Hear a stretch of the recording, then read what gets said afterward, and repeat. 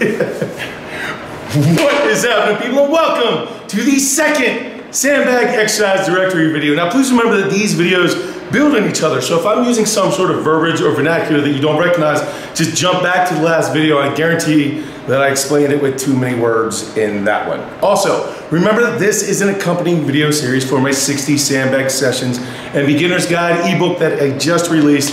So if you guys are wondering what this is all about, I'm just trying to go through and explain every single exercise that I prescribe in that book in detail, so that if you do want to get involved in sandbag training between that ebook and this video series, there's absolutely no reason why you cannot. Now, for this video, the second directory, we are going to cover the sandbag over shoulder, the sandbag sprawl, and the sandbag squat. So let's jump right in. All right, back to the trusty sleeping bag slash pillowcase sandbag here. For a sandbag over shoulder, you're going to want to pick up with a vertical pick for this. Now, just to review, remember, you're going to cut the sandbag into quadrants, and they're going to find the midlines.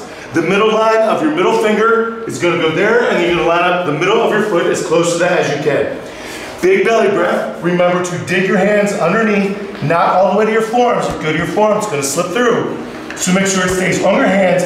Big belly breath. Push the world away to clear your knees. Couple little lateral steps. Get to lat position. Now remember, lat position is where we can adjust this thing and get it to where we want. We want it as high up on our chest as possible, especially for something like a sandbag over shoulder, because the higher on your chest it is, that's less range of motion, right, as you lift it. You don't want to go from your stomach over if you can go from your back over your shoulder. So from here, push it out, get your chin down as far as you can, wrap tight, big belly breath, brace it down, crush this thing like it owes you money.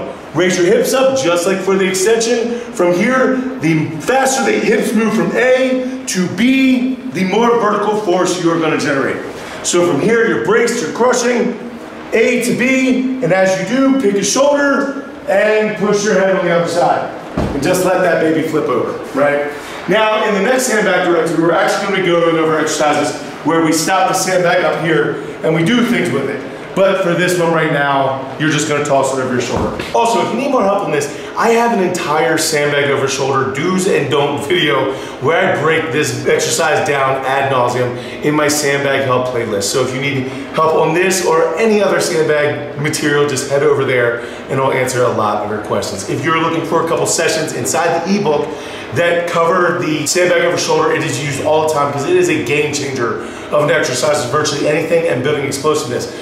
But sandbag over shoulder, check out sessions 2, 13, and 17. They're all over the book, but just check those out for right now. All right, second exercise is the sandbag sprawl, which is basically a replacement for a burpee. It's a shorter range of motion, it's actually easier. All you're gonna do is stand in some sort of athletic position around your sandbag, and then I want you to picture like if you're in some sort of grappling sport, someone's shooting for your legs, so you're going to shoot them behind you. As you do, your hands are going to drop onto the sandbag, just like your opponent's back. You're going to support yourself. So from here, legs shoot out, chest hits the bag. From here, pop your legs back in, stand and jump.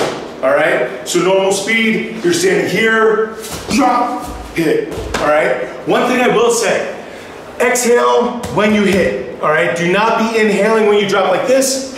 Otherwise, it's going to be like Pee-wee football. You're going to fall on the ground and cry because you got the wind knocked out of you. So exhale, I actually do an audible, and then jump, okay? This is a really easy way to add some conditioning athleticism into virtually any sandbag session, but if you do need some that specifically deal with this, that are in the ebook, check out 8, 28, and 38. All those sessions cover this a lot, but it is spread out throughout the entire book. It is a great, great thing. It's, again, like burpees, just a little shorter range of motion, a little easier. All right, and the last exercise for today is going to be the sandbag squat, which is going to be one of the heaviest exercises that I actually have prescribed in the book. So you're going to be using your Papa Bear sandbag for this one. And most people's Papa Bear sandbags are going to be kind of longer and larger, so most people are going to be doing a vertical pick on this. If you have a smaller sandbag or you're able to do a horizontal pick so that when you squat, your thighs don't get in the way, then knock yourself out. Do your squats however you want. However, if you are going to be using a bigger sandbag, then we need to talk about the vertical pick because the kind of mechanics change a little bit. So, just like everything else that we've talked about, vertical pick here, split the bag into quadrants, middle fingers, middle of your feet, big belly breath, get to lat position, readjust, rebreathe and brace, hips up, extend. Once you are up here in extension, remember, top extension means that your butt is tight and your back is locked, because this is the beginning position for a lot of things in sandbag training, right? From here, once you're up, what I want you to do is push your feet out just a little bit, spread your legs just a little bit, and then move your toes out so that your knees contract properly, because just like a pregnant woman sitting down on a couch, you can't have a sandbag and push your butt back to squat. It's gonna drop you right on the floor, right? So in order to descend, you need to push your knees out to make room to receive this bag. So as you drop down, push your knees out, and you wanna drop deep. When you're doing a sandbag squat, you want the range of motion to be almost like a goblet squat. There is no reason to cheat the range of motion on this.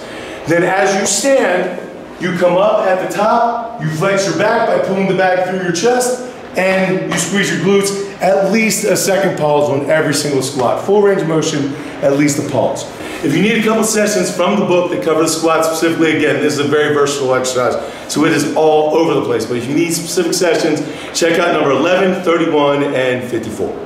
So there you go. That is the end of Sandbag Directory number 2, where we cover the sandbag over shoulder, the sandbag sprawl, as well as sandbag squat. All very versatile movements that you're gonna see all over the 60 sandbag sessions, as well as the Everyday Carry program. So I thank you guys so much for all the support, all the attention, everything that you guys are doing.